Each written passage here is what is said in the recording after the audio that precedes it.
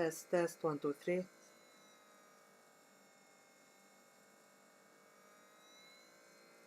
1, 2, 3. The voice works well. I need to check that at the start of every stream. Especially this one. This is an important one for me. And I believe for many others. It appears that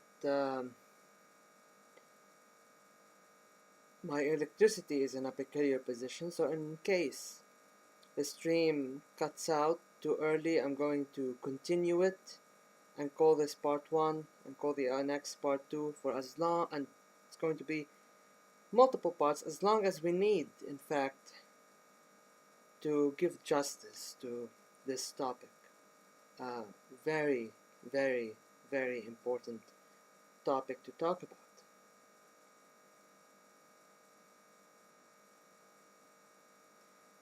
First things first, I need to finish just a couple more things.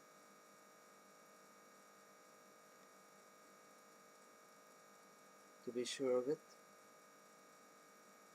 and to get as much viewers at the start of the stream as possible, so that the algorithm could pick it up a lot better and so it could reach more people a lot better. And I'm hoping it would reach people. As I've stated, very, very important stream.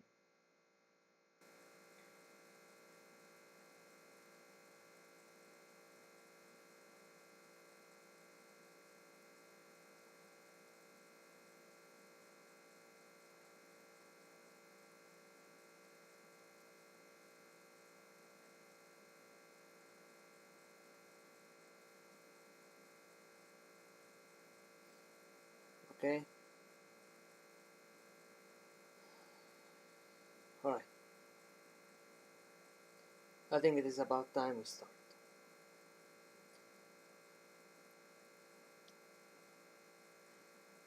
As most of you know, and at least I hope most of you know watching this, the news lately has been filled with the events that are going on in occupied Palestine currently. There's a lot of talk going around, a lot of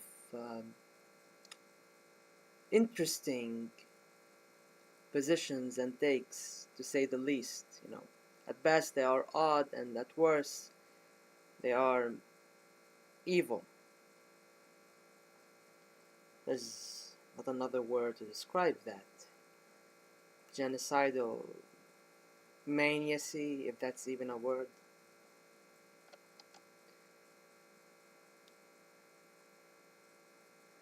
As we speak now, Gaza, as well as South Lebanon, but more so Gaza, is getting pummeled, bombarded, shelled.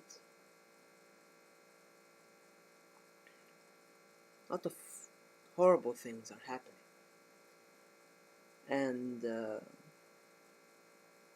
And I think it is important that we talk about this in a very mature way, in a very informative way. My aim through this stream is to shed some light about the historical context within... Hello there, summer rains. To shed some light about the historical context within which this conflict has festered up and exploded last Saturday. It wasn't truly a surprise for anyone who's been keeping up with the events, not just of the last year or the last 3 years or the last decade, but that of the last 9 decades, to say the least.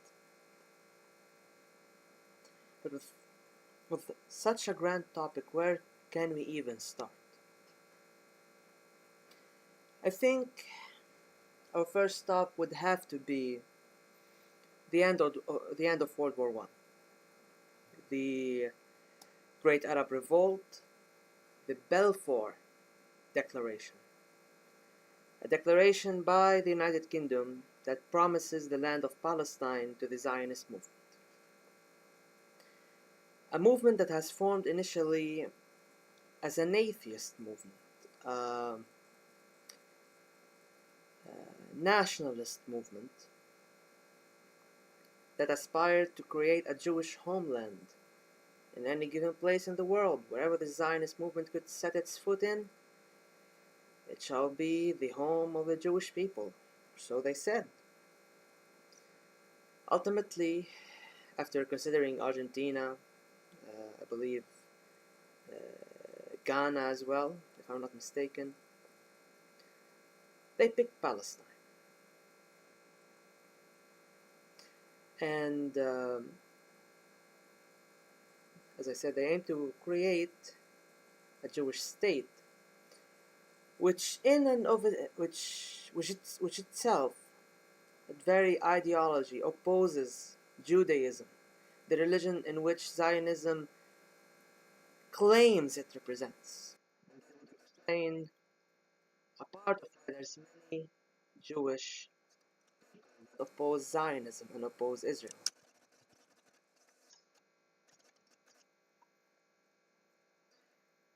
Start there.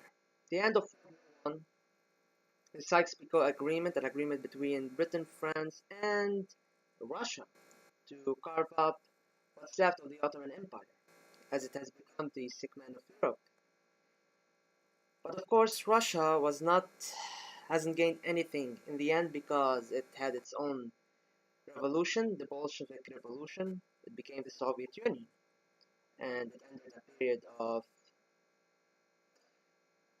confrontation with Western powers, with other European powers.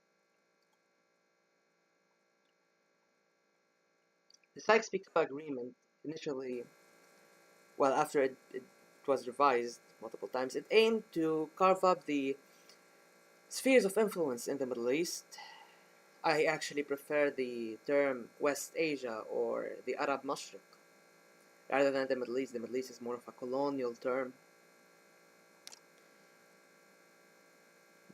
To carve up West Asia into spheres of influence, France would get what would be known as Lebanon and Syria, parts of Turkey.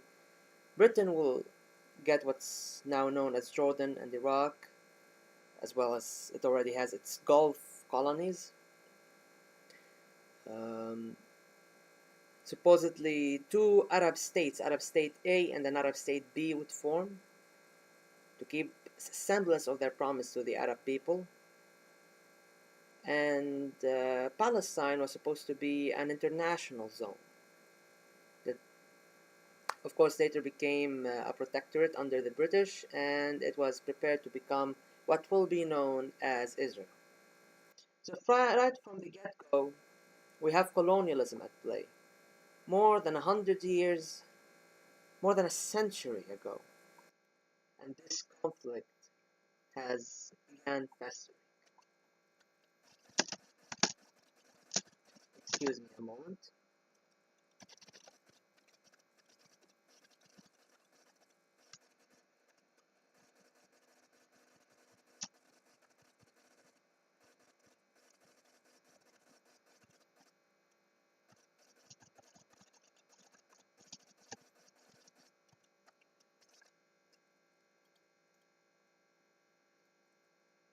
I just got the permission to link the stream in a server, and as I said, I want this to reach as many people as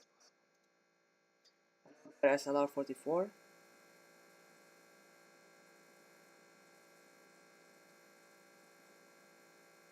And yes, it was important. It was important to talk about this issue sooner than later. It's almost a week since the start of what is known as Operation Al-Aqsa Flood. So as I was saying, it started with the Sykes-Picot Agreement, with carving up spheres of influence. Of course, the Arab people did not enjoy that. There were a lot of revolts in Syria, in Iraq, or what will be known as Syria and Iraq. The Arab people were not happy about, switching the boot that has been stepping on their necks. The Ottoman Empire had degraded the Arab population for 4 centuries and 2 years. And after fighting for their independence, the Arabs saw that they just switched one imperialist ruler to another. As you can tell, the Arabs were very much not pleased. There were also something that happened in that period, the interwar period. It was a period of chaos, a period of a world reshaping, a world dominated by the Franco-English imperialism by Britain and France, which had created or led to the rise of far-right movements in certain countries, especially that certain countries that wanted to challenge the Franco-British imperial hegemony to establish their own. Of course, we're talking about Italy, we're talking about Japan, and we're talking about Germany, whose ambitions to build their own empires have conflicted with the already existing order of the Franco-British empires. And as we all know, the Germans, the Nazi regime in Germany, wasn't particularly fond of Jewish people. At all. At all. The persecution of a lot of people in Europe under the Nazi yoke during World War II, and even prior to World War II, had led to a lot of Jewish people leaving Europe and seeking refuge in Palestine. This had started going on since the 20s, since the Balfour Declaration and the division of spheres of influence, but it really, which did lead to, the 1936 Arab uprising in Palestine. And there was around this period of time that Jewish immigration or European Jews seeking refuge from European anti-Semitism to Palestine became more intense. And just a fun fact, when the entirety of the Jewish world community was boycotting Germany for its anti-Semitic practices, the Zionist movement sold out in exchange of getting their members out of Germany and into Palestine. They made a deal with the Nazis.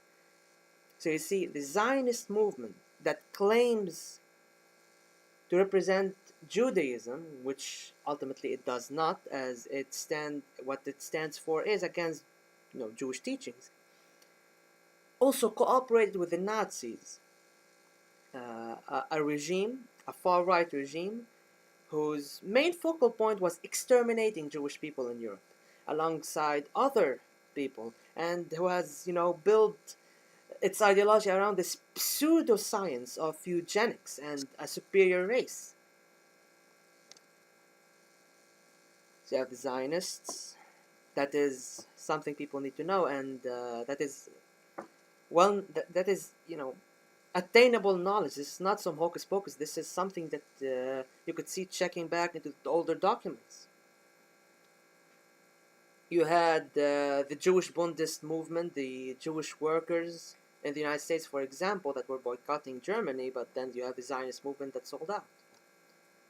So already you see that you have an atheist nationalist movement that claims to represent a religion that the very essence of its ideology opposes, and then you have them working with a regime or dealing with a regime for their own benefit against the benefit of the people they claim to represent.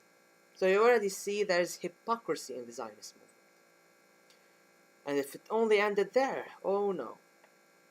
Of course, at that time, the British, the Allies, and the Axis powers were trying to gain the favor of multiple people, including the Arab people, see which propaganda machine manages to outweigh the other propaganda machine.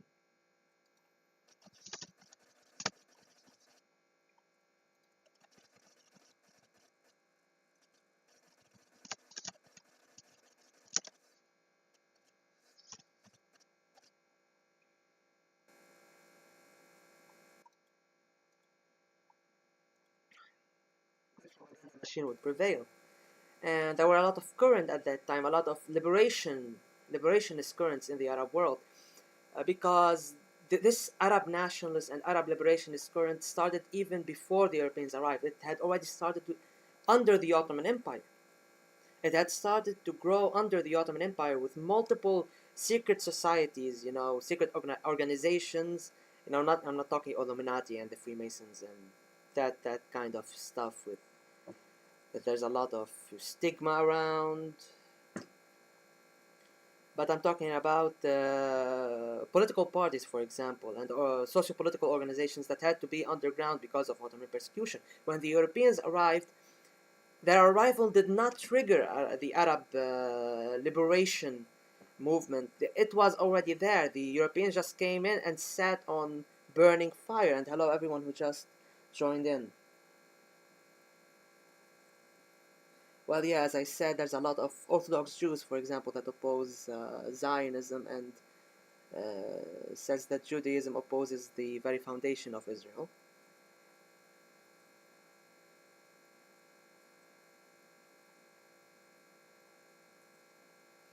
And SLR 44 about great documentaries, or there are many documentaries and books. However, if you would like a little bit of fiction, historical fiction, I'd recommend the book Al-Raghif, or The Loaf, which was the novel that reinvented how novels are made in the Arab world, and it tackled the Arab uprising against the Ottoman Empire and the man-made famines that the Ottomans put the Arabs through, especially in Mount Lebanon. It is a fun read, and it has a really important documentation of what happened, even though the characters might be fictional. They are based on true events. They are within true events, and they help you learn more about the events. I believe that the book is available on Amazon if you want to buy it in English, in an English version. And I'm sure if you look on online libraries, you might also find it. No, Barhum. The book there is an English version of the book. And hello there, Kara. I'm glad to see you. The Arab liberationist movement was in full swing. Some went with the Allies propaganda, some went with the Axis propaganda. Yusuf al-Bahri, an Iraqi, Yusuf al-Bahri was his nickname. Sometimes dubbed the most interesting man in the world. He was an Iraqi man that had escaped British persecution in Iraq for claiming that the British killed King Ghazi the First. He went to Germany. He claims to have been friends with Adolf Hitler since he was an unknown artist on the streets of Vienna. But people lie a lot, so who knows? He's often dubbed the most interesting man in the world, and he used to be running the Axis propaganda machine, the German one. He would be the voice of Germany to the Arabs. He would say, "Hail Arabs," and stuff like that. So some were swayed that way, some were not. Some were swayed towards the Allies. Yunus al-Bahri, excuse me, not Yusuf al-Bahri. Yunus al-Bahri.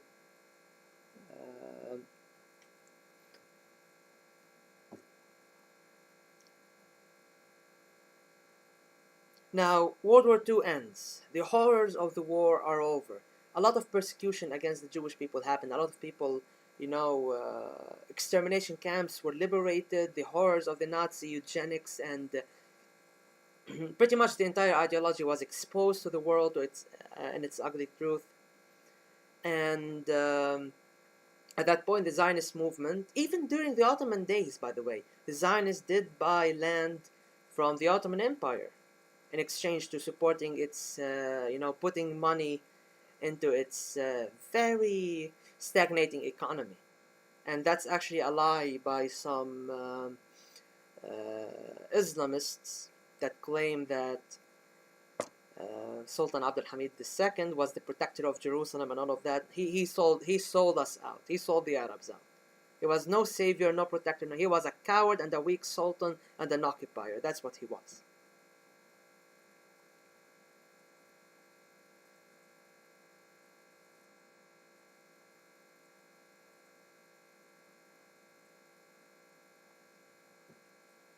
And I see someone here has a comment that I will tackle this. Kartik, I believe. I will tackle this in a moment, if you would allow me. Just want to move a little bit with our history lesson here. After the horrors of World War II, of course, the United Nations had formed under the basis that no such devastating war should ever happen again, which was the basis for the formation of the League of Nations, but we all know that fucking failed. So now the United Nations wants to find a resolution for the Middle East. Decolonization was just beginning, and now you have the Zionist movement that claims that it was promised Palestine as a Jewish homeland, and then you have the people in Palestine, the Palestinians, who claim that these refugees that came in, they have no right in taking their homes from them. Of course, at that time, the Zionist movement had started forming militias, getting armed by the British Army, trained by the British Army, and there was tension rising in the region. Tension that sooner or later would explode. So now let me read what he said, Kartik. India got independence from the strong British Empire by non-violent and peaceful process after all the atrocities committed against Indians, but Palestinians behaving like savages and murderers.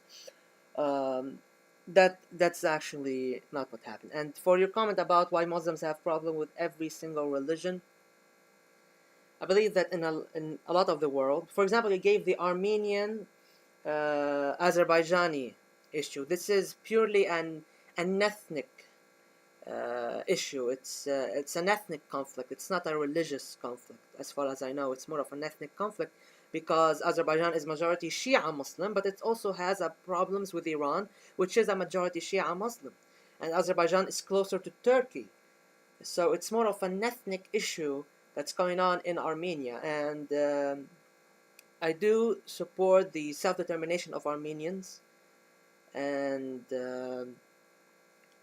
I do oppose any kind of violence inflicting based on ethnicities. As for problems with Hindus and Sikhs, I believe there are a lot of sectarianism in this world, sadly, especially after the end of the Cold War. It wasn't anymore an ideological problems that divided people. It's more a sectarian, ethnic, ethno-religious sometimes problems all over the world. And I think in this issue, for example, in Myanmar as well, between the Buddhists and the Muslims, I think it's a little bit reductionist to always blame the Muslims. I believe there are problems there, socio-economic and political problems that has been festering because of pretty much the horrible handling by governments and the former colonialist rule. No, colonialism really fucks up borders and fucks up how things happen, especially when decolonization, between quotations, is being rushed, which had happened a lot in Africa, which had happened a lot in the Arab world, which had happened a lot in Asia. So I do believe that blaming everything on Muslims is very reductionist and very ignorant. It ignores a lot of facets of the problems in these nations, in Burma, for example, or Myanmar, in India, in other areas of the world. And this topic on its own is very grand and needs probably its own video. So I'm trying to focus more on Palestine this time. So I hope you understand that.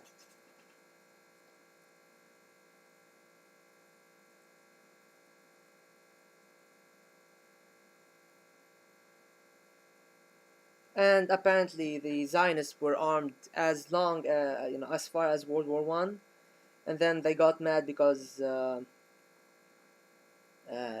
Jewish Legion under the British got disbanded, which its soldiers ended up in Lehi and the Haganah, and I want to talk about this just now.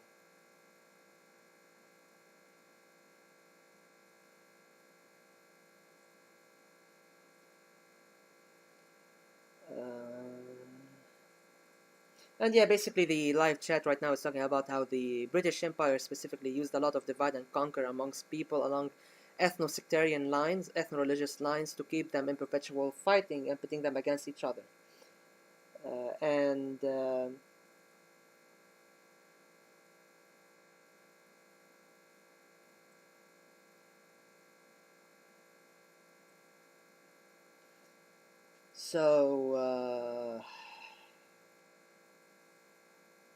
Kartik, first of all, I'm going to reach that point about freedom and how you reach freedom. And I do believe that your view is very much reductionist. And I want to move on a little bit before tackling these things. I really want to put in the correct historical context before tackling these things. So now we've reached 1947. The late 1940s, the Cold War is brewing between the socialist camp and the capitalist camp, led respectively by the USSR and the USA. And there's multiple issues at hand. Decolonization was beginning, and the United Kingdom, which by the way had pushed for the Arabs to form the Arab League. They wanted the Arab League to become a sort of an anti-communist, an anti-Soviet Arab military alliance that served the British Empire. So that's a fun tidbit. Now, as the late 40s roll in, the Zionist militias had formed already. You had the Lehi and the Haganah. Those two would form the basis of what would be known as the IDF, which I believe is mistakenly named the Israeli Defense Force. It's less of a defense force, looking at the history that we're going to tackle just now. Violence ended up exploding because pretty much the Zionist movement wanted all of Palestine, and not just Palestine. They wanted more lands in Jordan initially, and they had an ultimate goal. The Zionist movement, as an ideological movement, had an ultimate goal to establish Greater Israel from the Nile to the Euphrates rivers. This is not a conspiracy, these are facts. This is the goals that the founder of the Zionist movement, the founders of Israel, always dreamed of. Their Greater Israel. And they had designs, alright. They had designs for the region. And the British and the French, knowing that they need to leave the region, they all start creating puppets for them. And what is the most reliable puppet they have? What is the most reliable foothold they can acquire in Western Asia? It wouldn't be any Arab country, no. The Arab liberation movement was still there, The Arabs were an oppressed people before by the Ottomans and later by the Europeans. But who would serve them right? Who other but the Zionist movement that was mostly made up at that point from Western European Jewish people, or Western European Zionists. And despite the Zionist movement, its militias attacking the British for wanting to carve up Palestine between the Arabs and the Jews, even though that was a very dogshit resolution, very dogshit. A better outcome would have been for, as the refugees had been welcomed, for the Arabs, Christians, Muslim, and Jews, because the Arabs there had Muslim, Jewish, Christian communities, even non-Arab Muslim, Christian, and Jewish communities residing over there, minorities, that the refugees that came from Europe could have easily integrated within, and lived happily ever after, and all of that lovely stuff, lovely idealist stuff. But unfortunately, the Zionist movement doesn't see it that way. That would have been ideal, win-win for everybody. Nobody takes anybody's land, everybody is happy. The Zionist movement did not want that. The Zionists, actually, as Henry Kissinger, a very ardent Zionist, and the former Secretary of State under the Nixon administration in the United States, he said in a meeting with Syrian President Hafez al-Assad back then, in 1974, I believe, In a meeting, he said that the Zionists see you as Native Americans, just as the Americans saw just as European settlers in the New World saw Native Americans, people they can push out of their land and then invest in these now empty lands. But of course, a lot of people will make the argument that the Americas were pretty much vast open fields most of the times. Well, it's not the case in Palestine. Compared to the New World, as it was dubbed, Palestine is a slither of land. And now you're trying to pit two different two different identities. You have the Arab identity with all its multi-religious faces against this Zionist identity that insists on claiming it is Jewish. It is a European idea at the end of the day. So it is a foreign idea to the region. It wants to impose itself on the region. Because, as I said, a good solution for such a problem is for the refugees who came from Europe that want to remain in Palestine. They could remain in Palestine alongside the Arabs. Peaceful coexistence, which was actually the case a lot for Jewish refugees that have escaped European persecution back from the Middle Ages and going forward.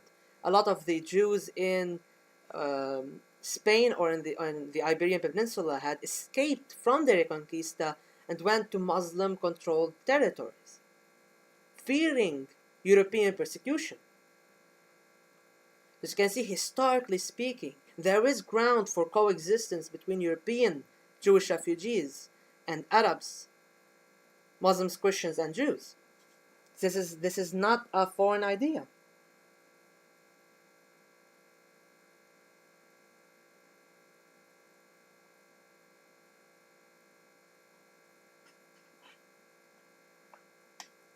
So of course, you have the Zionist movement arming themselves, and it doesn't like the partition. Nobody really liked the partition, if I'm being honest. But it started with the Zionist militias attacking an Arab village, massacring its people. It started with massacres in villages. Zionist militias, armed and trained formerly by the British Army, going into villages, committing horrible atrocities, and forcing the people to flee, to escape, in fear of their lives. And they sought support from the recently independent Arab countries because massacres were being committed, crimes against humanity were being committed.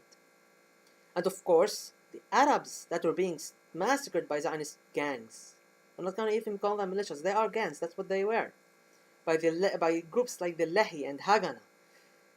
They had to grab their arms and fight back. They weren't as trained or as armed as the Zionists, but they had to fight back somehow.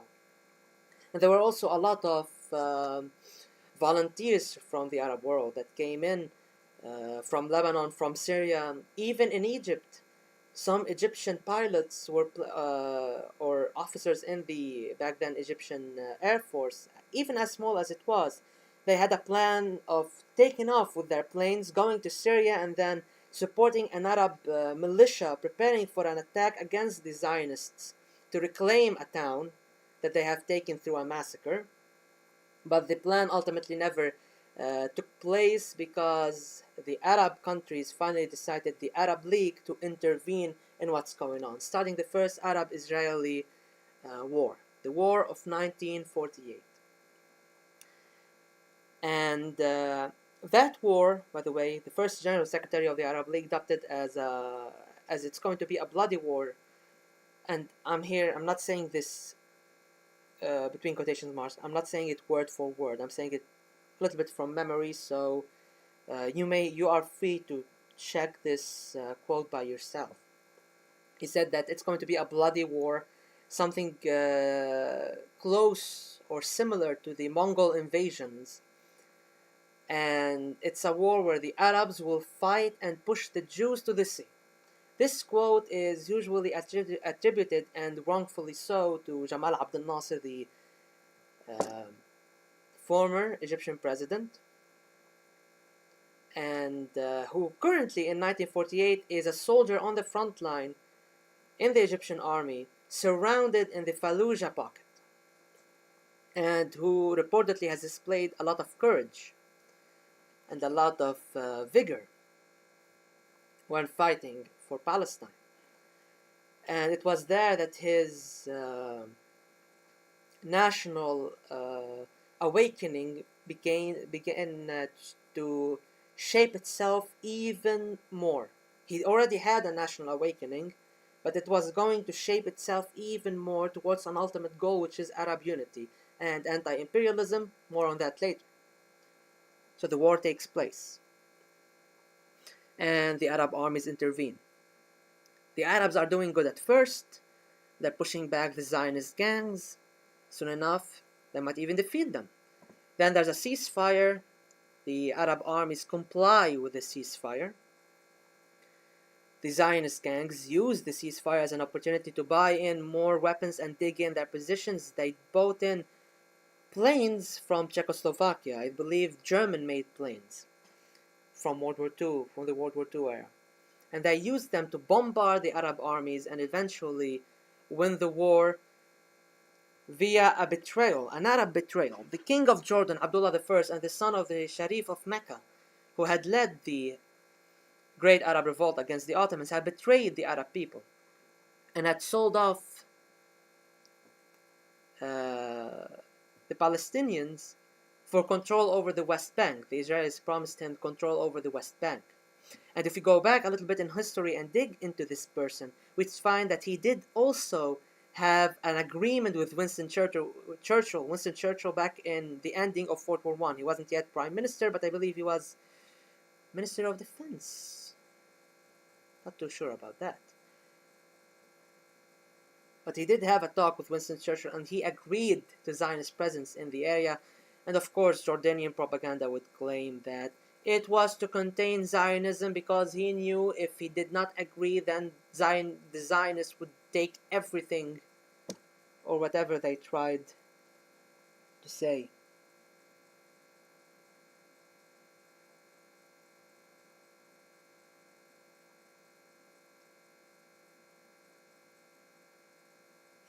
And also, we cannot pin the blame entirely on the gangs, because the Arab armies were also betrayed by their own governments. For example, the king of Egypt had given his troops really shitty guns to fight with, malfunctioning most of the times. And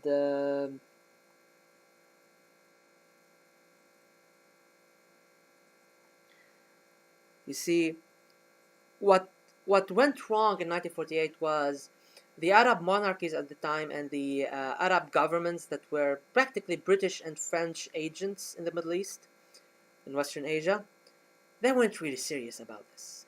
They led the Palestinians to their fate at best, and betrayed their armies at worst, or betrayed the army. It's all fucked up. Let's be real, it's all fucked up. No matter how we spin it, it's all fucked up. 1948 is over. It's the Nakba, the catastrophe for the Palestinian people. The Palestinian people has been thrown out of their homes, massacred, and hightailed out of the only place they ever knew as home. They thought at first that leaving would be temporary, that the Arab armies will succeed, that they will return back to their homes, that the UN will not let this happen.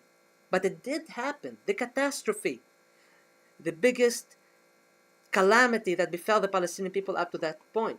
They have become refugees within their own lands and within lands surrounding their own. The refugees camps popped up in Egypt, in Syria, in Iraq, in Lebanon, in Jordan, inside Palestine itself. And the state, or the so-called state of Israel, had formed. Of course, at the time, the Soviet Union had supported such formation, believing that the Labor-Zionists would be a good ally against the Arab monarchies who were more British aligned. But of course, as dear old Stalin would come to learn, Labor-Zionists are Zionists before being laborists. And the government of Ben-Gurion would be responsible for one of the biggest acts of imperialism that Israel had committed in the first 20 years of its existence, or at least in the first 10 years of its existence, not even a decade of its existence. And we're going to reach that. So now you have the calamity have happened. The Palestinian people are dispersed, they're everywhere, and the Zionists have won the first victory and claimed a slither of land as their own, and began the process of kicking people out, building in settlements instead. Typical settler shit.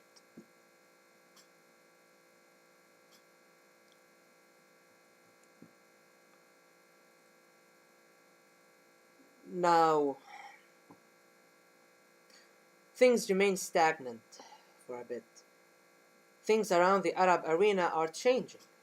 For example, Syria still fought against Israel. It was the last country to sign the ceasefire with Israel, when a CIA-backed coup brought Hosni al-Zaim, a horrible dictator, to power.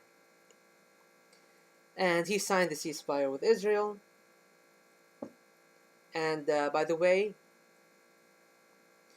there's a book called The Game of Nations by a man named, I believe, Miles Copeland.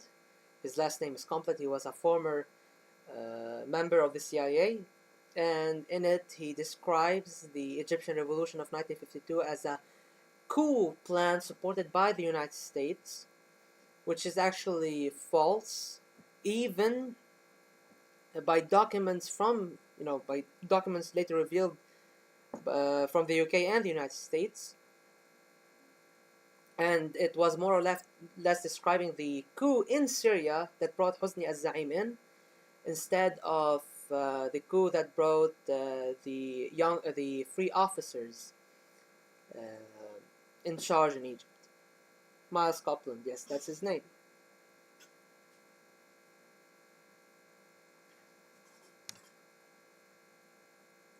The Arab world was changing. Decolonization was still in its beginning, and it's a false decolonization. At this moment, the European empires, the Belgians, the Portuguese, well, not the Portuguese and the Spanish, not yet, no. They were still run by borderline fascistic autocrats. That being said, the French, the British, the Belgians, and the Dutch even, I believe, were having problems in their colonies, were preparing a comprador class, basically a collaborationist class, that they leave the country to, and that way, on paper, they decolonize, but they very much still own the resources of their former colonies, still have military bases on them, so it's basically just decolonization on paper.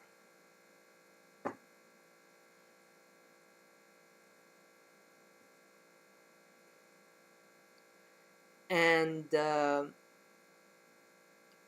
Syria, for example, enters a time of instability with coup after coup, from Hosni al-Zaim to Adib al-Shishakli and everything in between. Great leaders of liberationist movements such as Anton Saadi are being hunted down, prosecuted in show trials, and shot. Really disgusting, filthy shit committed by Arab governments. And the situation was horrible, and it needed something to happen. And it would happen with the free officers in Egypt, led and coordinated by Abdel Nasser, with Mohammed Naguib as their figurehead leader, so they can be taken seriously because he was a beloved figure in Egypt at that time. The class consciousness in Egypt had rose a lot. Everybody hated the king. Everybody wanted him gone. He was a corrupt asshole. And when the revolution had started, with the army acting as the vanguard. The army had in mind, or Abdel Nasser at the time had in mind, that all he needs to do is have the army bust down the gates uh, of the castle, and then you'd see the columns of the masses marching in unison, organized to take over and change Egypt for the better. Something he was surprised it never happened, which made him try to rethink the whole revolutionary process. He was a little bit of an idealist sometimes, if you read his works, but he was also very much a pragmatist realist, because he knew how to adapt to situation. He knew how to read the room. And Abdel Nasser would coordinate the revolution against King Farouk. And when King Farouk would try to turn to the United States and the British, both knew he was a lost fucking cause. Nasser and his free officers took over power in Egypt in July of 1952. And eventually, there would be a power struggle inside the free officers movement between the people who supported Abdel Nasser and the people who supported Muhammad Naguib. Muhammad Naguib wanted, and there was a lot of squabbles, by the way, in the free officers movement. Some wanted military dictatorship in Egypt. Abdel Nasser opposed that very much so. Muhammad Naguib wanted to quickly do elections in Egypt and call it a democracy. Abdel Nasser then opposed that because he believed that, as is, the same people who were ruling alongside the king would come to power, because the parliament was also gate-kept for the rich and powerful. The people, the common man, didn't have much in the realms of governance, no real chance. So Abdel Nasser wants to remove all of these things, barring the Egyptian people from true democracy before actual elections can take place. And there's a power struggle that takes place, a power struggle where Abdel Nasser wins. He sidelines Muhammad Naguib and becomes prime minister. He was already prime minister, but now expands his power as prime minister and starts negotiating with the British to leave, so that their troops may leave the Arab world. Abdel Nasser, when he started the revolution, he had a view. He had a view that became very clear during the war of 1948, when he was in that trench in the Fallujah pocket. That everybody, the entirety of the Arab people, wanted one goal, and it's freedom. And the cornerstone of that freedom would be in liberating Palestine. He saw that only when the Arabs are united can they truly be free. Can they truly build themselves a proud nation that can live in dignity. That was his dream. And that is very, apparent if you read his book, Philosophy of the Revolution. It was a pretty interesting read. It was an early look into the thought of Abdel Nasser. That thought, of course, evolved along the years and his experience in leadership.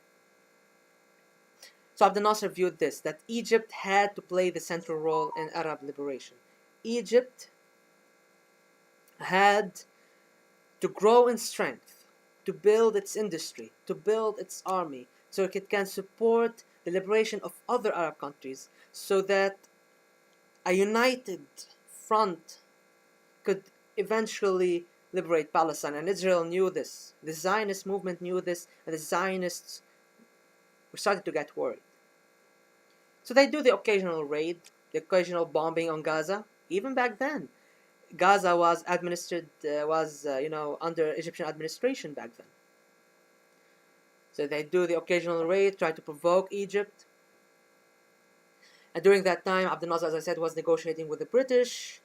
And is the speaker from Egypt? No, the speaker is not from Egypt. I am, however, an Arab, and from a country that was invaded, bombed, and occupied by Israel and its army. And a person who had, took the time to look into the history more in depth, read books about it even more, and watch as much documentaries as I could, so I could understand the history of my own people, the history of my own region. So I'm not an academic on the topic. I'm just another guy voicing his opinion. But I know sometimes the average viewer doesn't know the things that I'm going to say, and I want this to be informative as much as possible. And from an Arab perspective, this is purely a pro-Palestinian Arab perspective, putting the historical context for what's going on. While Abdel Nasser was negotiating with the British, at the same time he was arming and training guerrilla fighters in the Suez Canal to fight against British imperialism. And talking about Abdel Nasser will take a lot of time, and I do not want this to be a praise for Abdel Nasser. I will just come in clear and say I am very fond of the policies of Abdel Nasser and the socialist experience he had carried out in Egypt, and I find it important to study and learn from.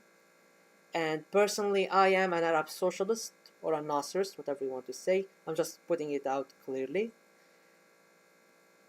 And I know other Arabs will try to question what I'm saying, but I do believe that everything I'm saying is in line with what all of us Arabs, at least most of us who want dignity for our people, want dignity for our nation and freedom for Palestine, would believe and would see with their eyes.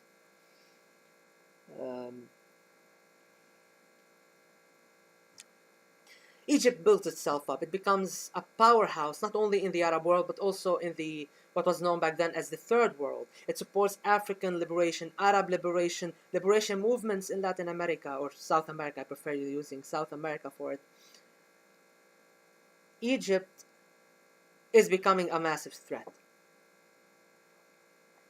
But before it became all of that, it needed to make this jump to nationalize the Suez Canal. The Suez Canal was dug in very harsh conditions. Sometimes it was pretty much slave labor. Payment wasn't even good or equivalent to the work that was being done, if payment was even there. It was dug by Egyptians. Egyptians died digging that canal, only for the French and British to profit off of it. It wasn't right, and Abdel Nasser knew that, and Abdel Nasser wanted to change that via negotiations. He also wanted to break through the ban on arms imposed on the Arab people. He tried to get weapons from the Western powers. They did not allow him because they still viewed Israel as their foothold in Western Asia, and they did not want it to be threatened. Colonial powers always leave in footholds before they leave, so they can also always control the situation whenever the boat is shaking, and Israel is that foothold. And I cannot stress this enough. It's still today that same foothold.